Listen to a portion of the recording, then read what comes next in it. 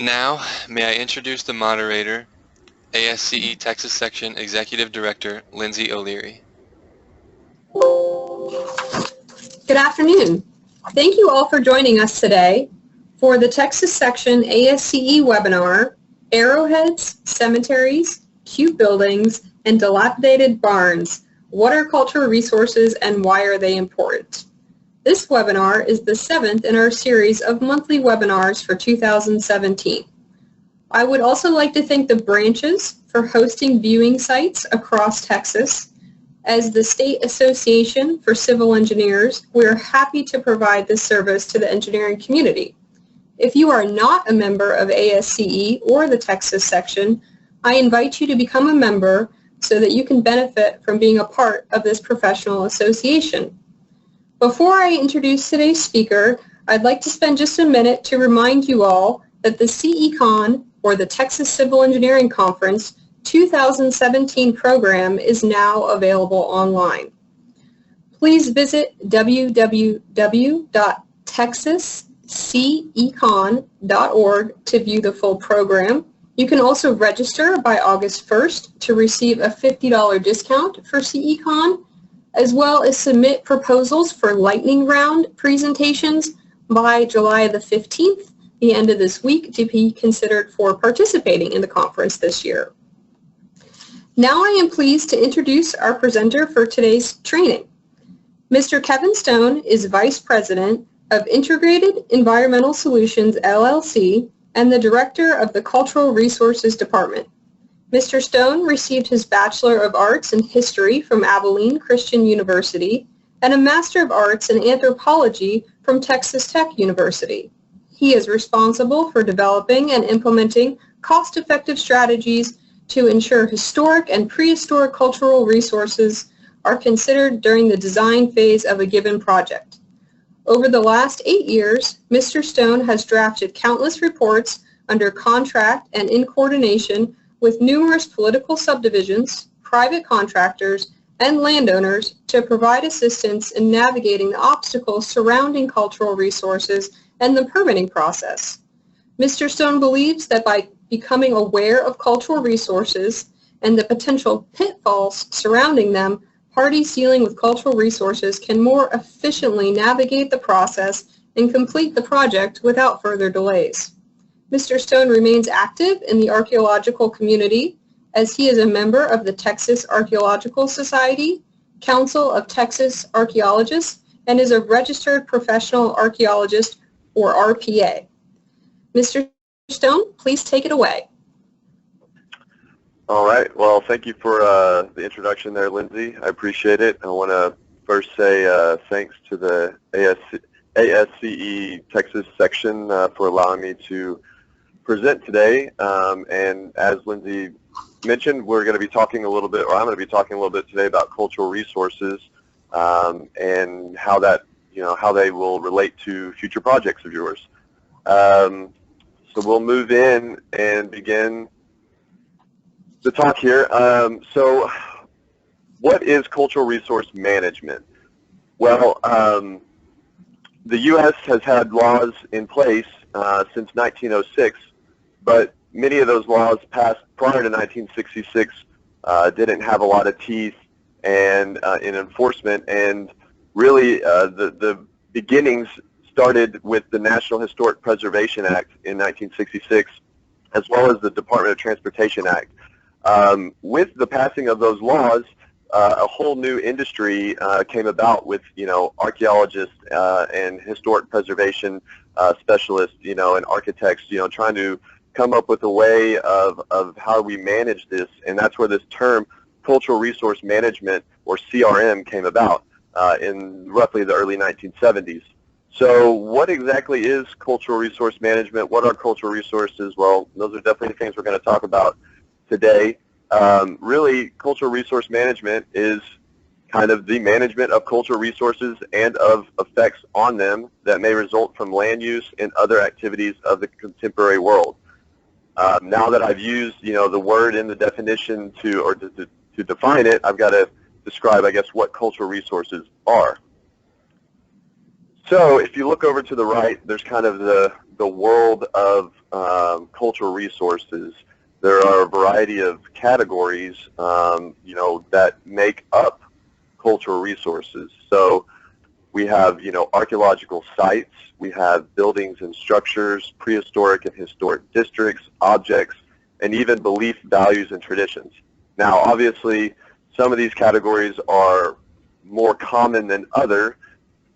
For instance, you know, archaeological sites and buildings and structures, you know, where there are plenty of campsites and battlefields and Native American sites and cemeteries around, and there's plenty of old standing barns and canals and dams and highways and railroads all around. But you don't really hear a lot of people talking about maybe beliefs, values, and traditions, because those are very rarely encountered in your day-to-day projects as cultural resources.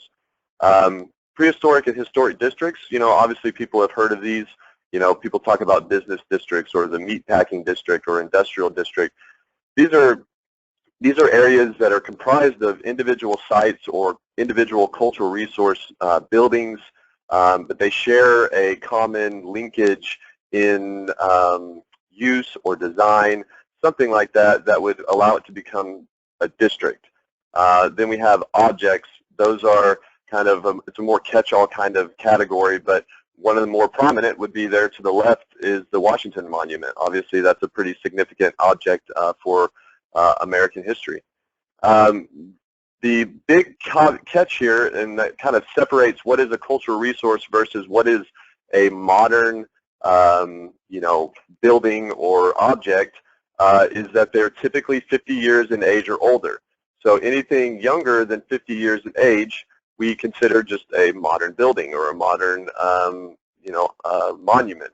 But if it passes, once it passes that 50-year-old threshold, it kind of triggers it, brings it into the realm of cultural resource, and it makes it to where, you know, there are certain types of projects have to consider impacts to that resource. But in saying that, not all resources are created equal.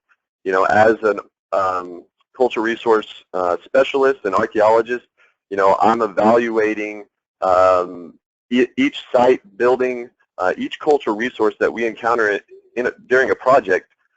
We evaluate them to a certain set of criteria. The easiest way to kind of remember the criteria is, so it's criteria A, B, C, and D. So criteria A is for association. B would be for big people or significant people.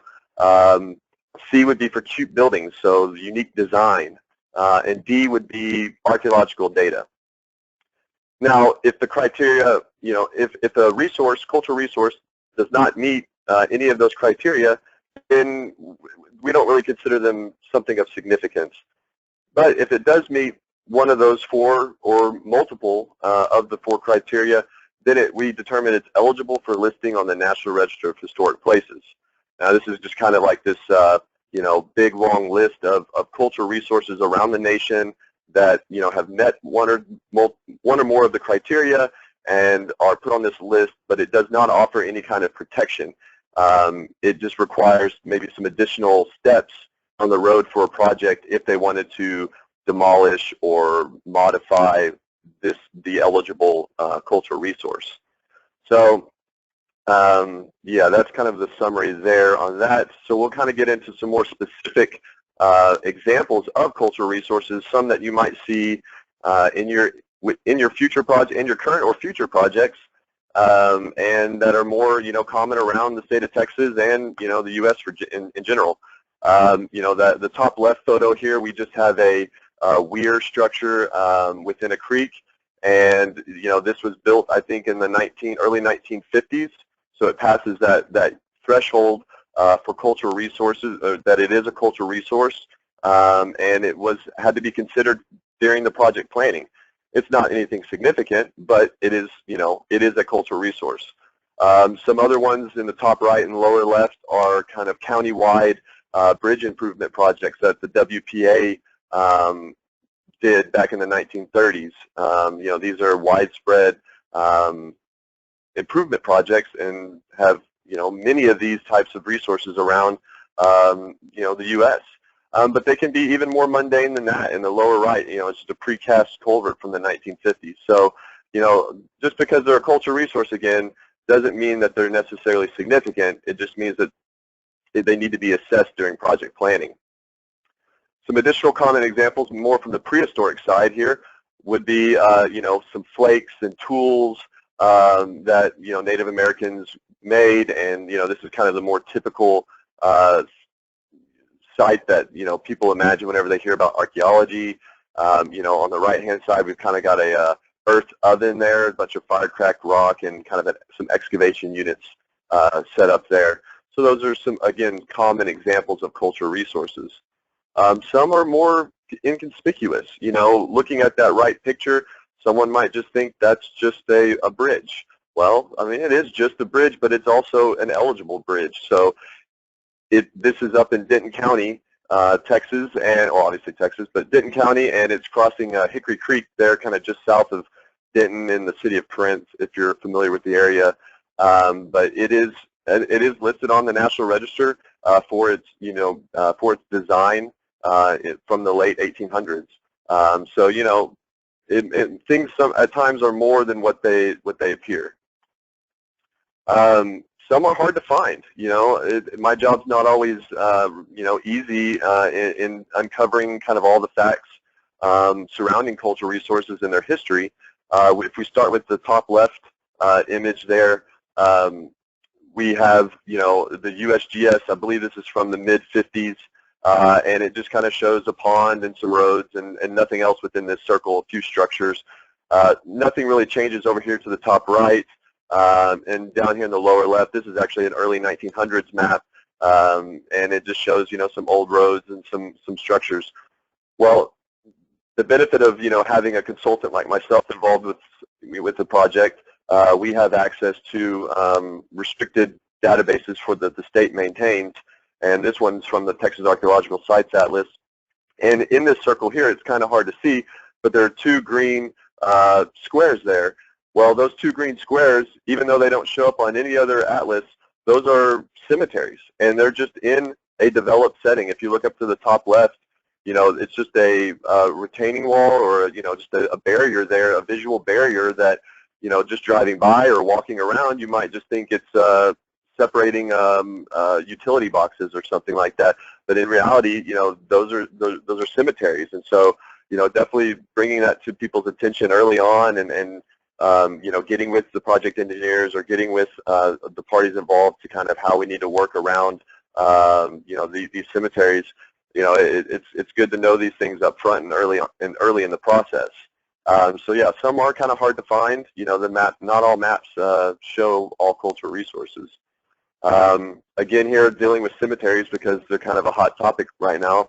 Some are even harder to find. If you look up at the top left, this is a aerial from the 1940s, and you can kind of see a slight change in vegetation here. This was a cemetery that, unfortunately, due to just an unfortunate series of events, was plowed over in the mid-'80s, and all evidence was lost of the cemetery. And we were brought in and worked with an ISD and a private contractor that's building a subdivision around the school, in trying to figure out, okay, well, where is this cemetery now? Is it gone? Were the graves, was it plowed over after they removed all the graves? What's the history of it? Well, we go out there and no, they didn't remove the graves, and that's what these lower pictures are. It's a small family cemetery, and we come out and we were able to discreetly define where the cemetery is, so then the engineers can then plan the subdivision, the school road, the access road that they wanted to make around the cemetery, and so that they're not going to impact it in any kind of way. Definitely doing something like this really brings positive light, a lot of times to a project. We had descendants of the family cemetery that were very happy, with what the developers and the ISD did, and it definitely can help relations, with specific parties, with cities and the local and the general public. So kind of get in to talk about, well, who's involved with CRM, and kind of what is the purpose of the regulations. So if you kind of look on the left there, there's a little flow chart-ish of, individuals that are and entities that are involved, you know, with cultural resource management. So it starts with, you know, maybe a city or a text, you know, or some sort of political subdivision. It may start with a private individual looking to get a federal permit application, you know, submitted, and then, you know, those individuals may contract an engineering firm, and that's where IES would step in with the kind of work as the middleman between the engineering firm or the applicant or the city to work with the Texas Historical Commission or the Corps of Engineers or another federal branch of the federal government, and that's where we would kind of fit in. Rarely does the Advisory Council on Historic Preservation get involved within the day-to-day projects. They're there to basically settle any disputes that the SHPO or Texas Historical Commission would have with the federal government, which doesn't really happen too often. So the next question there would be, what do the regulations require? Well, the regulations require that, you know, individuals, entities, the government take into account their effects on cultural resources. Well, okay, so, you know, and what's the purpose of this? Well, the purpose really, in a nutshell, is to provide enough of a pause to consider cultural resources for a given project, not to kill the project. You know, these are processes, they can be worked through. It's just the earlier the processes are started within your project timeline, the easier it fits into the overall project schedule. So we're going to dive in here to talk about the regulations a little bit more. We'll start with the national side. The National Historic Preservation Act, like I mentioned early on, was enacted in 1966. It's most known for Section 106 of the Act, so sometimes people just refer to the National Historic Preservation Act as Section 106. That's a common phrase. You know, while there are a variety of other cultural resource laws and regulations, you know, the National Historic Preservation Act is responsible for the majority of project compliance. You know, but it's not always required. You know, there are definite defined triggers that bring in Section 106 compliance. Those triggers are, you know, any project that uses federal funds, transpires on federal land, or requires a federal permit. Those are the three triggers that bring in Section 106. What we're going to talk about a little bit later here are Section 404 of the Clean Water Act permits from the Corps of Engineers. I don't know if we can get a quick little chat box if there's a yes, no, if anyone here attending kind of deals with Section 404 permits. That might kind of help me gauge how much background I need to give on some of these topics. But so those are the three triggers. And if it's like a private entity conducting work on private land and it's privately funded, you know, Section 106 isn't required. You know, they don't need to consider cultural resources by law. You know, obviously some choose to do it by due diligence and kind of best practice, but it's not a requirement by law. You know, and overall, like I kind of mentioned on the last slide, you know, Section 106 requires federal agencies like the Corps to take into account the effect of their undertakings, like Section 404 permits, on cultural resources. So I'm not going to, you know, dive in too detailed on the Section 106 process, but I do want to give you some background here on it. The Section 106 process, and like I said, it does include kind of how the Section 404 of the Clean Water Act permits, you know, have to abide by the same process. Basically, it's kind of this four-step process. You know, we have to initiate the process, and this is where parties begin to consult on the project. Then we have to go out and identify historic properties. That doesn't always have to be done through a survey. Sometimes, you know, it can be done through just the desktop analysis is all that's required. And then once, you know, we do our survey or analysis, you know, we assess kind of what cultural resources are present, and we look at, you know, their significance. We go back to that criteria. We evaluate them to the four criteria that I mentioned, A, B, C, and D. And then we look at, you know, the potential impacts that the resource is going to, be exposed to? Are we planning on demoing a building? Are we doing mass grading and they're going to tear up a prehistoric site? What are the impacts? And if the resource is actually something of significance, then we have to go into step 4 and figure out a way to resolve the adverse effects to that resource, whether that's avoidance, minimization of impacts, or maybe even a mitigation kind of aspect where we either come in and excavate the site or do some other type of work to offset the loss of that resource. So in talking a little more about the Section 404 of the Clean Water Act, as engineers, many of you, have had projects that had impacts to creeks and wetlands that required a permit from the Corps of Engineers. Well, that's your 404 permit, and they, under the Section 404, the Corps has authorized a variety of nationwide permits for routine activities. Since each 404 permit is a federal permit, the Corps must abide by the National Historic Preservation Act for each undertaking. So in order to kind of to abide by the regulations, the Corps has inserted a general condition to all nationwide permits that deal with historic properties.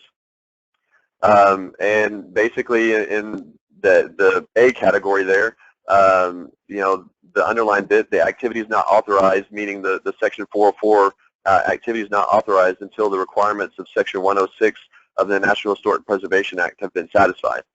So, that, and then the line item C discusses that non-federal permittees must submit a pre-construction notification or PCN to the district engineer if the authorized activity may have the potential to cause effects to any historic properties listed on, determined to be eligible for listing on, or potentially eligible for listing on the National Register of Historic Places. And this also includes previously unidentified properties.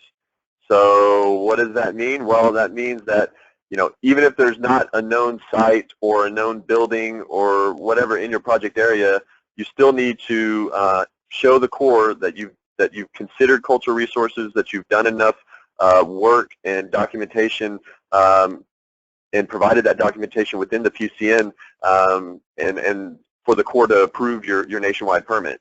So it's definitely a thing that must be included and considered, and the Corps is looking for those for each PCN application. So where do we look for cultural resources for a Section 404 project? Well, like I said, Section 404 permits are for impacts to waters of the U.S., creeks, wetlands, those types of things. So the Corps wants us to focus our surveys typically right around those impact areas. So on the left here, we have, a transportation, a road project, and it's crossing some wetlands and tributaries. And the Corps wants us to assess cultural resources kind of within and directly adjacent to those impacted water bodies. Over to the right, we've got a creek that's going to be built over by a subdivision and maybe nudged in by some grading. It looks like there's some impacts there. And that's where they typically would want us to survey, is right around those impact areas. Again, it might look a little different. Maybe you're dredging the pond that's there and you're disposing the dirt, within the site. The Corps will want us to consider that disposal area as well. If you had to demo a house or you're burying a prehistoric site, they want you to assess, for cultural resources in those areas. Those are more your typical 404 permits, but they can look a little different. For instance, if the majority on the left-hand side, if the majority of the project, your transportation project, is impacting waters of the U.S., the Corps may want you to look at cultural resources for the whole project. And on the right, if you're going in and your impacts are, all of those waters, maybe you're impacting all the water features in there and you need an individual permit, you're not able to get a nationwide permit, but you have to actually go through an individual permit process, the Corps would want us to look at the whole project site as well. So those are more atypical, not, every day, but they do happen. So I'll kind of go into some project examples here. This kind of, this is again with the 404 projects. We'll start with those. This is these are some gas pipeline projects that we've been involved with, and on the right-hand side, you kind of see the light opaque orange kind of buffer surrounding those water features.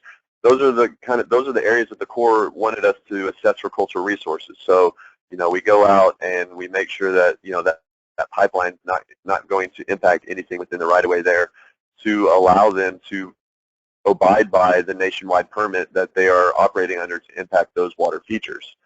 Kind of on the left-hand side here is kind of more of an additional example of, you know, another type of cultural resource.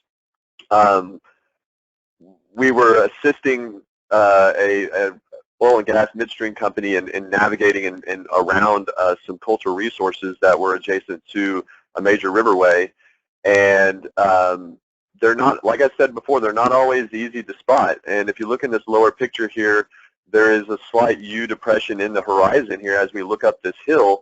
Well, this is actually an old military supply road from Fort Elliott to Fort Supply, Oklahoma. And, you know, just walking by, I mean, there's no artifacts, there's nothing except for this depression in the ground. And then going in and doing research, you find out what it is. So, you know, it's another example of kind of how they're hard to spot, but that is a type of cultural resource. This is more for a land kind of area development, a subdivision that was being developed and they had impacts to Waters US, which are kind of just off of this left side of the map here. But, you know, within their development area and just adjacent to the impacted waterways, there was this historic farmstead. So we've got a 1952 aerial here that kind of shows the farmstead here. And, you know, this is really kind of what remains, just some fences and some remnants of foundations and some dilapidated barns.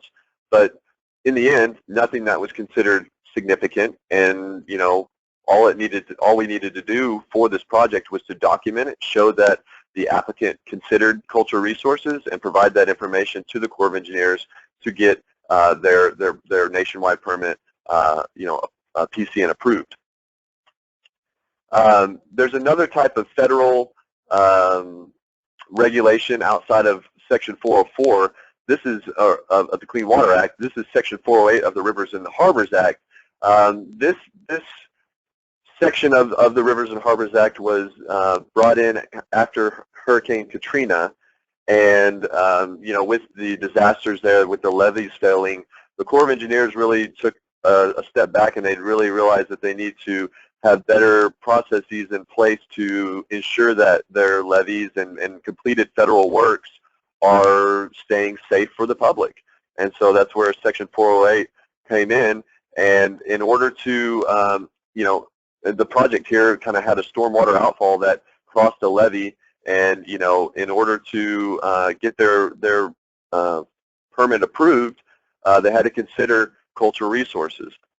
And so we came out and we documented a variety of homes and whatnot that are in their project site, and we actually worked with the engineer and, you know, with the city, and we were able to get one of the more significant properties. There were several significant properties in this project area, but we got one of them relocated outside of the project area. And so, you know, it still stayed just a couple blocks down in its original neighborhood, and it wasn't demolished. So it was definitely a win for, you know, kind of preservation. It was a win for the engineer because it brought in really good relations with the city. And now they're going to have future projects with the city, and the city is going to be much more, you know, open-minded to some of their future projects, because they know that they're at least willing to take the necessary step at times.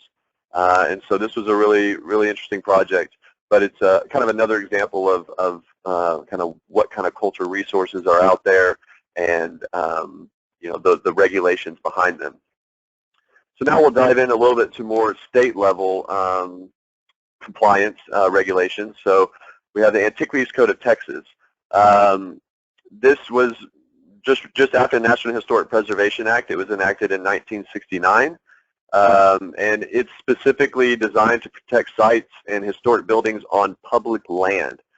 So, you know, there are also triggers with this regulation, like with Section 106, and it basically, if the project is larger than 5 acres, it requires more than 5 acres of cubic yards being excavated or disturbed, or if it will impact a known archaeological site or National Register property. Those are the triggers, but it's got to be a sponsored project by a political subdivision. So a city, county related. We're talking city, county, maybe a MUD or a SUD. Those utility districts. You could have the TxDOT is a good example of a political subdivision. Even the DFW airport is a political subdivision. And the trick here is we talk about it's designed to protect sites in historic buildings on public land. Well, it also looks at easements that will be held by that political subdivision on private property. So that it can expand into kind of private property, but they are going to be whether it's going to be a sewer interceptor easement on private land or whatnot. Those areas would also need to be assessed for cultural resources to maintain compliance with the Antiquities Code of Texas. But again, there are all those thresholds for kind of advanced project review by the Texas Historical Commission with 5 acres of or 5,000 cubic yards of disturbance or the impact to a known resource. Some examples under the Antiquities Code. This one, like I said, the DFW airport is a political subdivision, so sometimes they need surveys out on their property to develop certain sections of the airport that haven't been developed yet. The DFW owns about 18,000 acres, so it's a very large airport that they have a lot of land that hasn't been necessarily developed yet.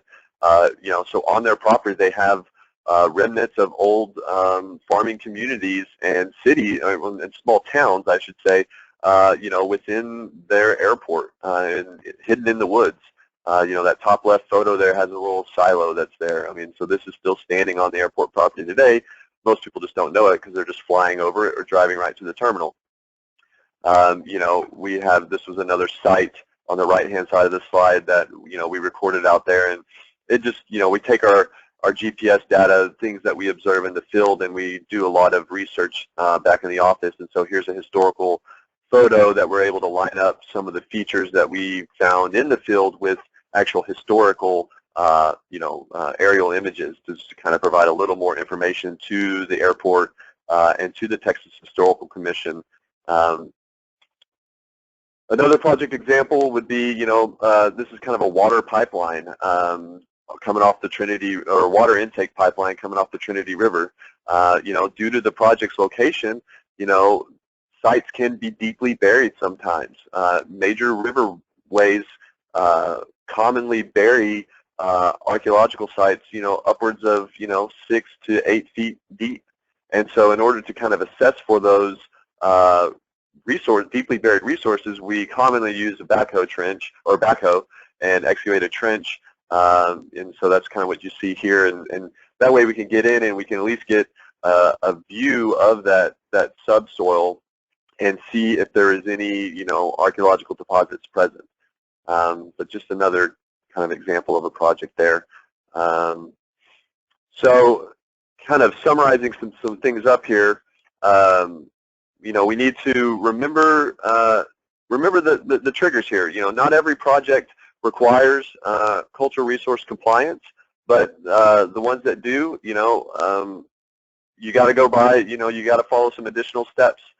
So with Section 106, again, if there's federal or public land involved, or if there is an issued government or federal permit, or if there are federal funds associated with it, that triggers Section 106 compliance. Now with the Antiquities Code, it's, public land, so if it's like a park or something like that, but it's also, it can, like I said, it can extend into private property as well. We don't need any kind of, it's not if there's a permit issued by the state, and it's not triggered if there are any kind of state funds associated with the project, but really it relies back to the public land. The only real difference there on going out and doing a survey for that project is with the Antiquities Code, I have to, as an archaeologist, get a permit from the Texas Historical Commission prior to us going out and doing the work. whereas if we're doing work under Section 106 only, we don't need that permit.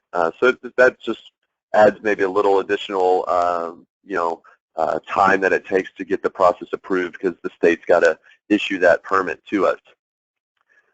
So in the end, talking about things, well, okay, so why are they important? Well, as I've kind of outlined here, many times, compliance is required by law.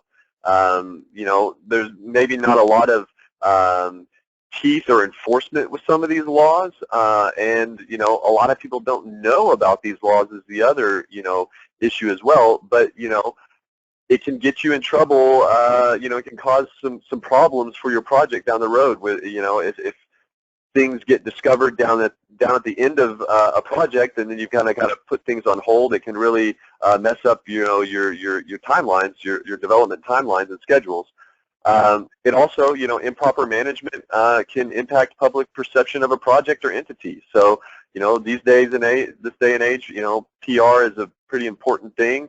With social media and all of that, the public has much more power to kind of, voice their opinion, and so we want to make sure we do things right. I mean, you can look at what happened with up at Standing Rock in the energy transfer kind of project that went down. They had all, it got national news, but proper management, on the other hand, can greatly improve a public image. I mean, take for example what I was talking about before, where the client was able to relocate that home.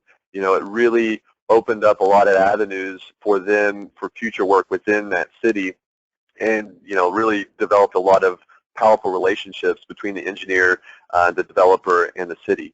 And as far as I'm concerned, they're a non-renewable resource. So not, like I said, not all of them are significant. A dilapidated barn might just be a dilapidated barn, and a prehistoric site may just be a trash pile or something like that. But there are those that are significant, and each time we lose one of those resources, it's less information that we can provide onto future generations.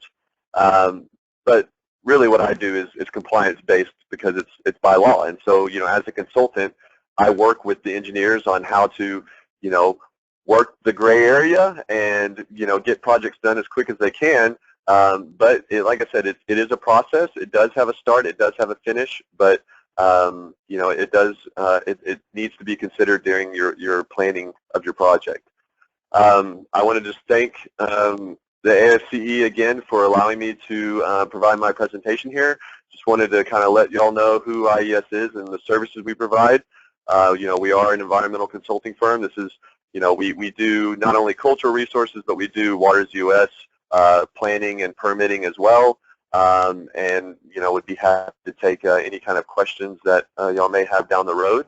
But I'll just say thanks and end it now, and pass the presentation back to the monitors. Kevin, this is Lindsay O'Leary. Thank you for providing such a great presentation today. At this time, we can go into a question and answer session. For all of those listening in, please type your questions into the chat box using the GoToMeeting software. There is also a questions box. I don't see any questions in there already. I think the chat box is a little bit more functional for us to use. So please let us know if you have any questions by using the chat box feature. And Kevin, I do have a question for you. Would you Sure. recap some things that civil engineers can do to make your job a little bit easier? Well, yeah, definitely. What the biggest, hindrance to the cultural resource process moving as efficiently and as it can is whenever engineers bring consultants, cultural resource consultants in late in the planning process, or maybe just before a project's about to go to construction. In doing that, cultural resource Section 106 Antiquities Code does not mesh well with timelines whenever it's brought in so late. So really the biggest key to success in handling cultural resources is starting the process early. If you're going to have those triggers that are going to require compliance, bring in a consultant, maybe start talking to, the Corps of Engineers if that's who you're working with, or, start talking with the federal agency in charge of the project. Like I said, bring in a consultant and allow that consultant to begin facilitating communication with the entities that need to be in touch, whether it's the Texas Historical Commission or whether it's the Corps of Engineers or Texas Parks and Wildlife. Let us get in and start that process so we can get it moving, because if it's brought in at the end, at the 11th hour, I'm not saying it can't get done. You might need to temper your expectations on your original timeline and schedules to allow for, cultural resources to be properly assessed and coordinated with the state and federal agencies. Sure, well that makes sense, Kevin, and I'm sure that, there are ways that you can probably expedite your work, and perhaps that costs a little bit more, but I also understand there are things that you just can't expedite when it comes to doing a site investigation. Yeah, surveys, some surveys go quicker than others. It's just depends on the project and the location, of a given project. But yeah, we're definitely, as a consultant, we do everything that we can to, expedite things on our end. The state, for example, the Texas Historical Commission, any project with the Antiquities, triggering the Antiquities Code, anytime you submit something to the Texas Historical Commission, they have 30 days to review and comment on that document, whatever it is. So let's say I need to go out and do a survey. Well, before I go do the survey, I got to get my permit. So I send in the permit application. They've got 30 days to review that. They can get back to us quicker than 30 days, and they often do for permit applications, but it's not guaranteed. They have a mandated 30-day review window. And then so we may go out and do our survey, and the survey only takes a day to complete, but we take that technical report that we have to submit after the report or after the survey is done, and we submit that to the state. They again have 30 days to review and comment. So, there are some set-aside review windows in there that are hard to expedite. On the most rarest of occasions will they expedite, or will the Texas Historical Commission expedite their review. They typically take things kind of first come, first serve, and, it kind of depends on how big a stack, is on that reviewer's desk and kind of where it falls into the queue. But, as a consultant, that's kind of what we kind of do is just I've got a rapport and relation with the reviewers, and we just, I contact them and see what I can do to maybe help, move it along. It's sometimes met with more open and receptive ears than other times, but that's just kind of the nature of the game. Certainly. Well, I think most of us have probably been there in dealing with regulators and schedules, so we understand. So thank you again, and at this time I don't see any additional questions. If anyone listening to the webinar does have questions, please feel free to contact the Texas Section office at texasce.org, and we will make sure that we coordinate with Kevin and get your questions answered. And again, Kevin, thank you very much for your time. For all of our attendees, thank you for participating in the webinar today.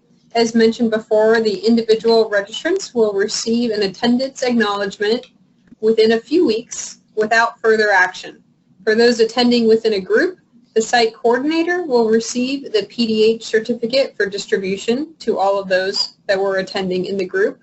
We do appreciate your patience in this, and we will get those certificates out again within a few weeks. August webinar on soil stabilization is open for registration on the ASCE Texas Section website. The History and Heritage Committee is going to be hosting a free webinar in August, on August 10th, about TxDOT's Centennial book, Miles and Miles of Texas. I invite you to visit the Texas Section website, which is texasce.org, to register for the webinars, to learn more about the association, and to take advantage of the benefits of membership. You can also watch 2016's recorded webinars on demand and earn your PDHs. I also invite you to visit texascecon.org to view the full conference program for this September 2017 and register by August 1st to save $50. Again, this is Lindsay O'Leary at ASCE Texas Section, and I am always available for your questions, and I hope to hear from you soon. Thank you again for your attendance, and have a great day. This concludes today's webinar. Thank you for joining us. The session will now close.